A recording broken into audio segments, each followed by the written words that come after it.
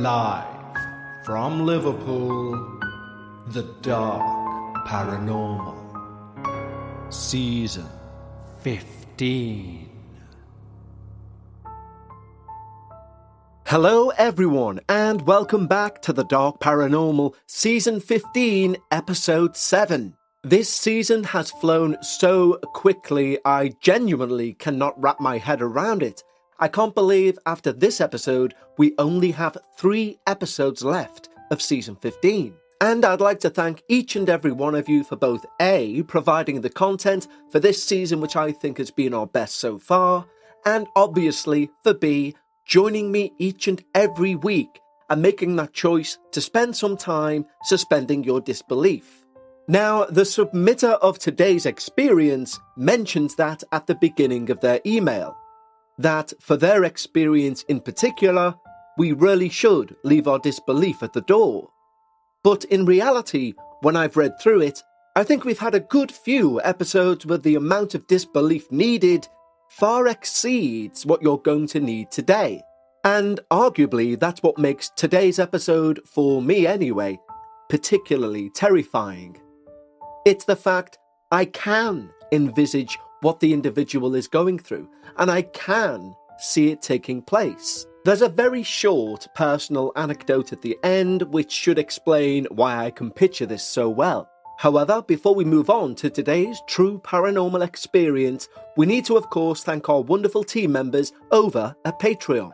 When you decide to become one of our Patreon members, not only do you receive each and every episode that's released on this main feed, both ad-free and before everyone else, you can also gain access to our Patreon-only podcast, Dark Bites. Dark Bites is released each and every Sunday of the year, without fail, even in between seasons, which means you never miss your dark paranormal fix. Plus, you can also gain access to the entire back catalogue of Dark Bites. That's over 70 hours of true paranormal experiences that have only ever been heard by our Patreons. But the best thing about our Patreon team is the community. We've built a wonderful team of like-minded paranormal enthusiasts over on Patreon. And we'd love to extend an exclusive invitation just for you. Simply head over to patreon.com/The Dark Paranormal, just like the following wonderful new team members have: Luca Irvin, Barbara Murphy, Matthias Van Enden, Lala Landy, Miguel Fernando, Rebecca, Toon, Snowflake, Anthony Pilcher, Denise Hughes, A, Rebecca Carter, Gail, Amy Giroux, Cassandra Stiles, Krista Parker, Mel Dingwall, Kylie Hughes, Dylan Jones-Roberts, Ian Morris, Ashley Hamlin, Brandon Barber, Nicola Young, Guerra82, Pedro Alvarado Sali, Hannah Joy, Beck Stone, Kissa Harjett, Johnny and Miss Elizabeth Fisher. Thank you so much for supporting the show, guys. It genuinely means the world. So if you like the sound of early ad-free releases, including debuts and finales, and of course access to the Dark Bites back catalogue, maybe give yourself a cheeky little gift and head over to patreon.com/The Dark Paranormal. But right now, lower the lights, make yourself comfortable, and of course, leave your disbelief at the door, as we hear all about our Dark Guardian. Today, I'm writing to you as not just a fan, but as someone who has unexpectedly become part of a story that I never wanted to. I've been looking for the right platform to share my experience and believe this is the place. And it's one I think might intrigue both you and your listeners. It's a tale that's both disturbed and puzzled me deeply, and continues to do so to this very day. I wish to remain anonymous, and I will have changed the names and locations mentioned in my experience. This isn't just a ghost story, or a tale of strange occurrences. It's an ongoing ordeal, and it's really tested my limit of understanding reality. I hope that by sharing this, I might find some insight, or at least hope that others may offer guidance, or maybe find resonance with their own experiences. Firstly, thank you for providing the platform that encourages openness without judgment. And You say to leave your disbelief at the door. Well, prepare yourself for what I'm about to recount. Because, previously anyway, if I'd have heard this, I would not have believed it. Until I experienced it. So the place where all of this went down was just a regular old high-rise apartment, right in the thick of Chicago. It's one of those big, imposing-looking buildings, pretty stark-looking, almost like something from a dystopian movie, all concrete and shadows, but very beautiful in a way too. I moved in during the worst part of winter. You know when the wind is so cold, it's like it's cutting right through you? And the days are more like a long stretch of evening. But I wasn't going in alone. I was moving in with my best friend, Alex. He's an artist and really into the odd and weird things in the world. He decided to join me as a roommate following a separation. This building was in a completely different part of town from where him and his ex used to live. Therefore, the chances he'd run into him were very small, to say the least. We were on the 12th floor, in a spot that, at first glance, seemed pretty cool, because we had amazing views, and the apartment itself had this amazing old-time charm. But not long after we moved in, it started to feel like the building, well, our apartment in particular, had a mind of its own. It felt like, and I know how weird this sounds, I don't know. It was just watching us, waiting for what I've no idea. Our excitement about striking out on our own quickly got overshadowed by the vibe of the apartment. It was eerie. Like stepping into a story where the walls aren't just walls, but something more. From a spooky side of things, well, they started off small. The kind of stuff you brush off because, hey, it's an old building, right? It began with the lights. They'd flicker at the craziest or weirdest of times. No rhyme, no reason. We joked about it at first. We even said it was our own personal disco. But it wasn't long before our joking stopped. Because then we had the TV. A TV that we'd turn off, walk out the room, and bam, it was back on again. Blaring some static-filled channel, or creepier still, it would be playing old black and white movies that definitely were not in our streaming queue. But one night, we found it playing this ancient-looking cartoon in black and white that neither of us had ever seen or heard of. It was a cartoon horse, and swaying back and forth all around it were these hooded characters. There was no sound, but it was terrifying to say the least. I just walked over and pulled out the plug. But it wasn't just the electronics acting up. There was this constant feeling of being watched. You'd be in the shower or working at a desk, and you'd feel eyes on you. I told Alex, but I also said it could just be city living getting to me. But he said even he felt it. A gaze. Like someone was standing just out of sight. Well, that was the perfect description. And the fact he felt it too really freaked me out. And mirrors. Man, the mirrors were the worst part. You'd pass by and you would swear you'd see something move behind you. Not outright figures or anything. Just enough to make you whip your head around and check if someone else was in the room with you. And of course, there never was. So we began to start really questioning things when stuff began moving. Not big things, but little personal items. Like you'd put your keys down on the counter, and the next thing you knew, they'd be on the living room table. Or you'd find your book not on the shelf where you left it. Instead, it would be open on the floor of another room on some random page. As I say, Alex is an artist, and one day he found his sketchbook open on the kitchen table.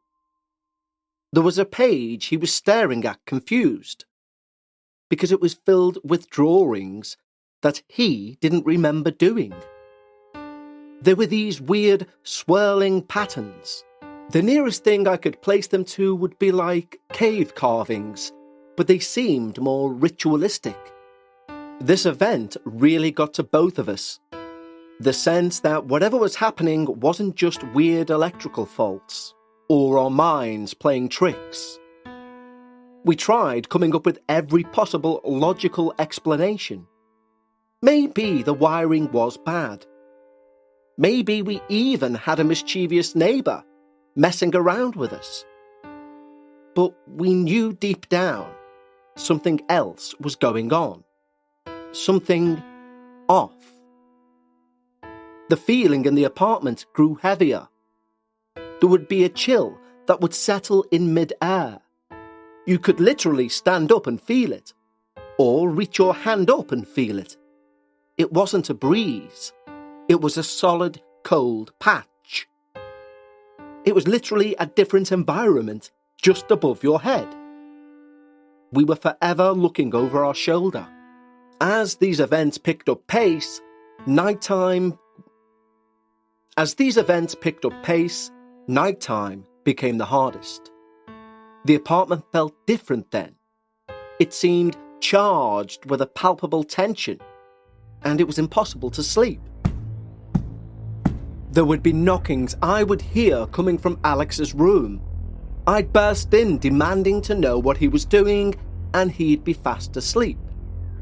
On other occasions, he would come running into my room asking why I was scratching at the walls, but I didn't hear a thing.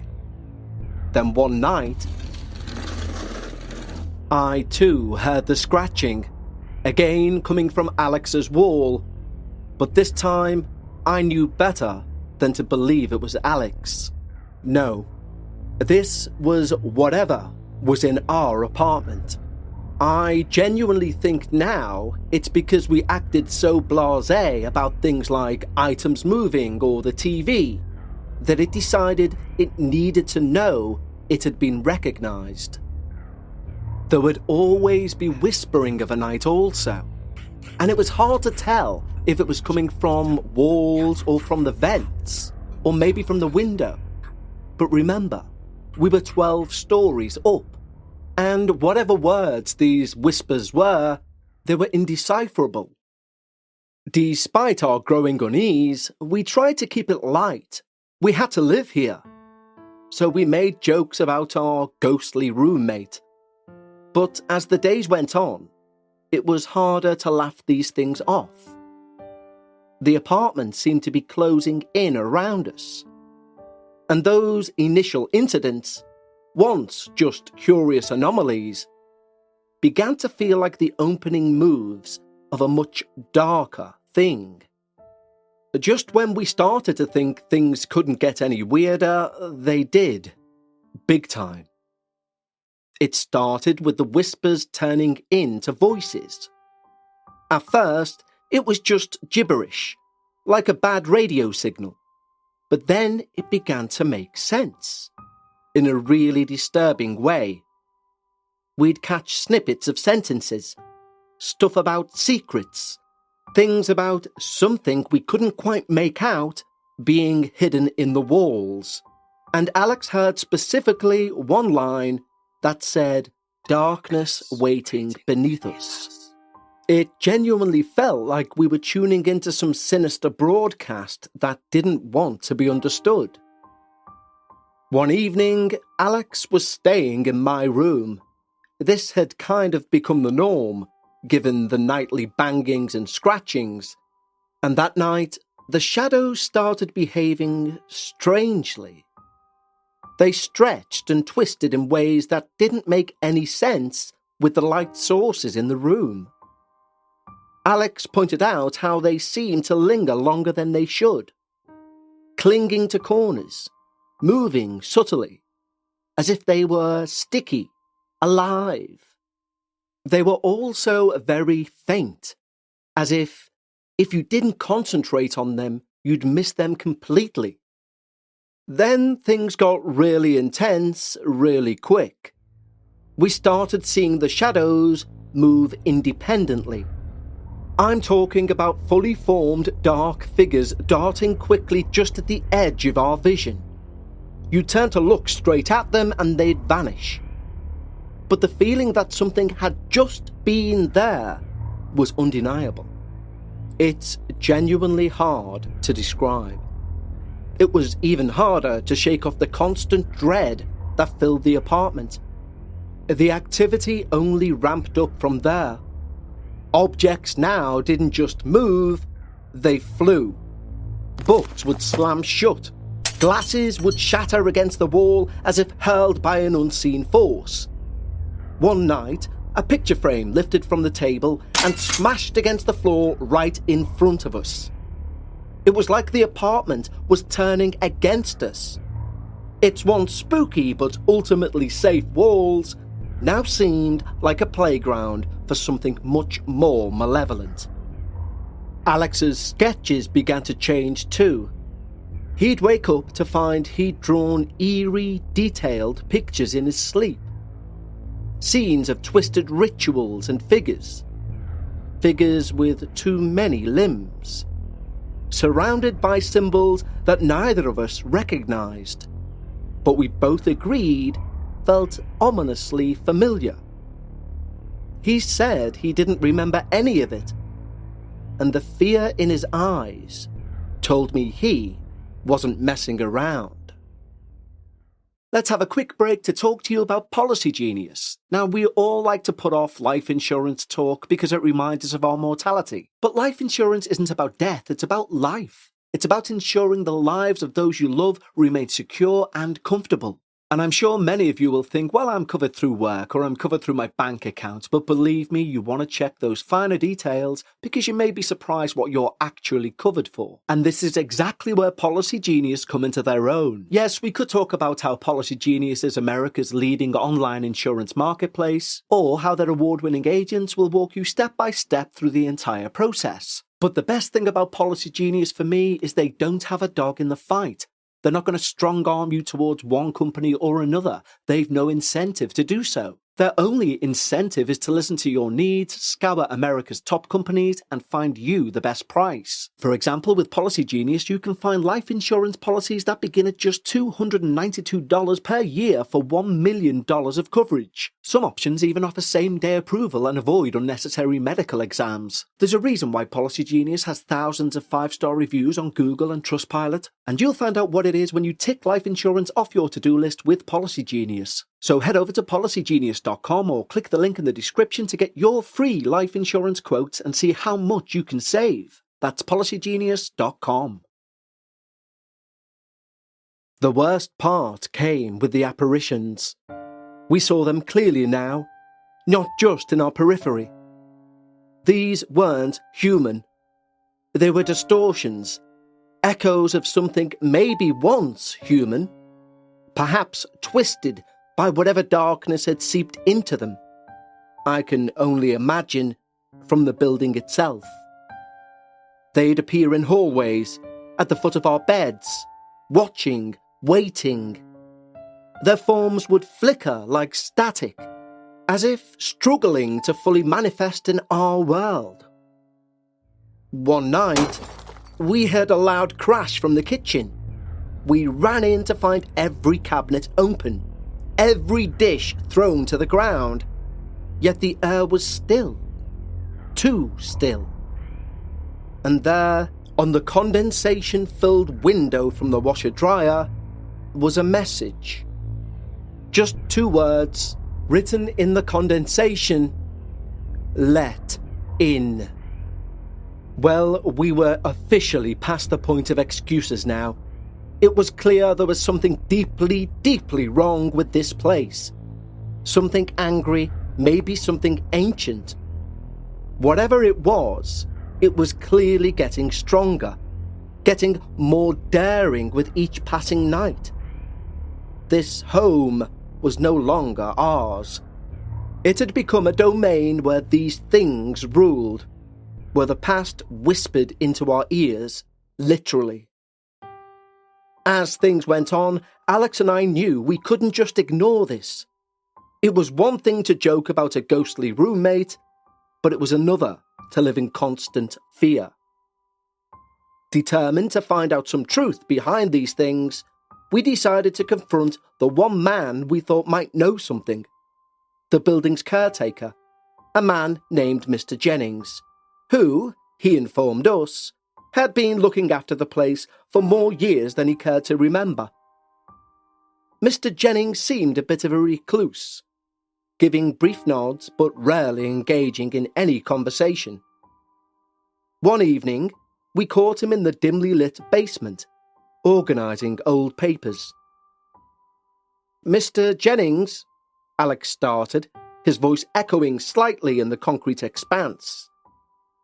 "We need to talk to you about the apartment." The old man had his back to us, and he paused, and finally he turned around. "I thought you might," he nodded. He invited us into his cramped office, a small room stuffed with filing cabinets and old janitorial equipment. Once the door was shut, he began to speak, his words slow and measured. "This building right here, it's old. It's seen a lot of folk come and go. I've seen,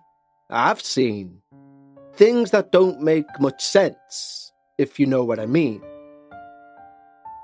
Mr. Jennings then walked over to a desk. He opened the bottom drawer and pulled out an old brown book. This was left behind by one of the residents. I think it was late 80s. He was into all sorts of weird things, proper creepy stuff. Mr. Jennings flipped the book open to a page. A paperclip held a yellowed newspaper clipping, and it was an article about a series of unexplained incidents in the building, dating back decades. Noises, shadows, the same things we were experiencing. "The man who lived in your apartment," said Mr. Jennings, tapping the book. "He was part of something, some kind of group. They thought." He paused, leant in, looked around like someone might be listening. "Well, they thought this building was special. Something to do with ley lines or energy lines or something. A crossroads of mystical energy or some nonsense." He scoffed, but I noticed his hands trembled slightly as they rested on the book. They'd hold meetings, chanting and things you'd hear, right there in your living room. And one day he disappeared, just vanished. It was the next tenant who started to report disturbances. Folks in the building then said the apartment was cursed, haunted. But no one really took it seriously. Alex and I exchanged glances, the implications dawning on us. The hauntings weren't just some random thing. They were apparently connected to some weird history. A legacy of rituals and mysteries wrapped up into the fabric of the building, and apparently concentrated in our apartment. We left Mr. Jennings, knowing the origins of the disturbances, but that just made them more real, more urgent. Whatever had been stirred up, be it by us or someone else, in that apartment, had not only woken up with our arrival, but now it seemed it was both awake and aware of us. This newfound knowledge about our apartment's dark past only intensified the spectral activities. It seemed that by uncovering the history, we'd somehow emboldened the entities, as if our awareness of them gave them permission to manifest more freely, more fiercely. It all came to head one cliched stormy night. The city was on the edge of a tempest, the kind that turns the sky a deep, ominous grey and makes these high-rise buildings groan under the weight of the wind. Inside, our apartment felt like the epicentre of the outside storm. The air was not only thick, but seemed charged with a palpable sense of doom. As the first drops of rain began to tap against the windows, the apartment plunged into darkness. Great, a power outage. The power outage was abrupt, and the silence that followed was deafening, except for the rain, and then the whispers. But they were no longer whispers. They were more like growl speech, some clear, some loud, demanding, some pitiful, vague, almost teary. Every rasp echoing through the room with a resonance that chilled us to the very bone. Like some bad horror film, the only light that would come into the room would be from the occasional lightning bolt. Alex and I huddled together in the living room, and we watched in horror as the shadows began to coalesce. First into formless masses, 5, maybe 6 of them. Then they formed into distinctly human shapes, and they focused on us. But they walked sideways around the room, like they were holding hands, but they weren't. Faster and faster, creating a vortex of dark energy that made you feel like it was some sort of bizarre magnet pulling at your very soul to join them. And then, amidst the chaos, behind them, a much larger, totally black void began to swirl under the window. It grew larger and larger, and from that void, behind the still rotating shadows, a figure began to form. A figure that was at once both ghastly and mesmerizing. It was taller than any normal man, and its body twisted in unnatural angles, like it was unfolding. Then its eyes appeared, first as a very low amber, and they slowly turned into a fierce red. Even in this dim light, its presence was overwhelming, suffocating. The circling shadow people were almost a second thought now, as we were trying to deal with seeing this literally devilish counter-worry. Its mouth opened and started moving. It began mumbling words and then the word guardian. But these words didn't come from this thing. They came from Alex to my right. I turned, and his pupils were dilated to total black circles, staring straight ahead. More mumbling, then the word incomplete. Mumble, mumble, beyond. Alex! I whispered loudly, squeezing his hand. The figure moved closer. The temperature dropped so drastically that our breaths became visible in the air. More mumbling from Alex, and then circle. It demanded, via the now rocking Alex. More mumbling, then suffer. Frozen with fear, I watched helplessly as the figure extended what could only be described as its hand, and it pointed directly at Alex's sketchbook, which had been left open on the page filled with those ritualistic symbols that Alex had been drawing over and over. The room suddenly illuminated. The power surged back on. It flooded the apartment with light, and the figures, the guardian, all vanished instantly.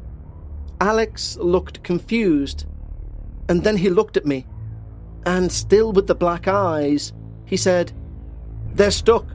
We help or we suffer, like Peter, like James, like Andrew." He then fell back. His eyes rolled in the back of his head, and he had a full-on seizure. I dialed 911, and Alex was taken to hospital. They said it was an epileptic fit, but he was in his late 20s, and he didn't have epilepsy. When he came to, he said he remembered huddling after hearing whispers and nothing else. We spent the rest of the evening in the hospital, too afraid to speak much, and I wasn't going home alone. The next day, when he was discharged, we went home and I explained to the clearly shocked Alex what had actually taken place. In the reassuring sunlight that now lit the apartment, we made a decision that we had to try something. Despite the sunlight, it felt like having a nightmare, and then finding the nightmare had followed us into reality. The apartment was eerily quiet, as though the building itself was holding its breath, waiting to see what our next move would be. Alex and I moved throughout the apartment like ghosts, our movements slow and deliberate, our conversations hushed and tense. The decision to somehow undo what had been done weighed heavily on us. But we knew that ignorance was no longer an option, and neither was living in fear. We needed to act. But we knew nothing about this. Firstly, we decided we should get rid of anything that connected us to the rituals that had apparently forced this guardian into our space. So basically, any of Alex's sketches where he'd drawn these symbols, anything that this thing had thrown or broken, we took it all up to the roof of the building. We found an old oil drum and we set it all on fire. Watching as the flames consumed these symbols, we felt a mix of both relief and apprehension. Had we done enough? Had we even done the right thing? In the days and weeks that followed, we sought out experts, parapsychologists, a medium, even a priest. Each offered their own form of cleansing or blessing, filling the apartment with sage, smoke, holy waters, prayer. But while the intensity of the manifestations decreased, the presence never fully left. Shadows still flickered at the edge of our vision, and the cold spots would occasionally reappear. The psychological toll was immense. Sleep basically became a non-event, filled with nightmares if and when it did come. We were jumping at every sound, every shift in the air. Our conversations were dominated by what we'd experienced, each of us trying to process the fear and the fascination with what we'd uncovered. But the apartment no longer felt like a home. It was a battleground between the seen and the unseen. After several weeks of strained cohabitation with the remnants of the paranormal activity, we both made the difficult decision to move out. Leaving felt both like a defeat, but also a liberation. As we packed our belongings, I couldn't help but feel the eyes of that guardian on us, watching us retreat, its purpose unfulfilled. Or fulfilled. Who the hell knows? But the impact of those weeks lingered long after we moved. Alex and I are still best friends, but things are not quite the same. He's thrown himself into his art, but his work has become more darker, more abstract. Like he's trying to exorcise his demons through his canvases. And I found myself drawn to study the occult, not out of belief, but in a quest to understand, to maybe find answers to the questions that apartment threw at us. We both moved on, but the shadow of the guardian has followed us in different ways. Alex has told me he's had disturbances in his new studio, fleeting but palpable. I've experienced an unshakable sense of being watched, especially at night. A sensation that drove me to insomnia and a fear of the dark that I've never had before. The sense of being watched never fully dissipated. It's clung to the edges of my vision, a presence just out of sight. I'm forever looking over my shoulder, flinching at shadows. This psychological residue is like a stain I can't wash out. You see, we were unwillingly thrown into a world that most people deny even exists. I was once one of those people, but not anymore. Many thanks, Anonymous. Well, thank you so much, Anonymous, for your submission for this episode of Season 15. This guardian figure, this elusive man from the 80s, it sounds like something I need more information on. And I know we've had some back and forth correspondence, but I've just sent you an email, and if you could, please answer what I've asked within that mail. And if the individual does, who knows, we may have a follow-up on this particular episode. Don't forget, we never close our submissions for experiences for the dark paranormal. And although the experiences for Season 16 are more or less nailed down, we always have the opportunity to move things around should the right experience come through. So you can send an experience of any length through to contact@thedarkparanormal.com. Now, I did say that this episode would end with a short anecdote which is personal to me, which is kind of relevant to today's experience. And basically, it was my sister who was aged 14. I may have mentioned this before, in fact. But she, out of nowhere, spun her head round on the couch once and said, "Get him away from me, get him away from me," and then proceeded to have an epileptic fit. My mother, who didn't know any better because my sister didn't have epilepsy, didn't want her to swallow her tongue. So she used her finger to try and scoop her tongue out. And my sister, mid-seizure, bit down and almost severed my mother's finger, blood splurting up the wall.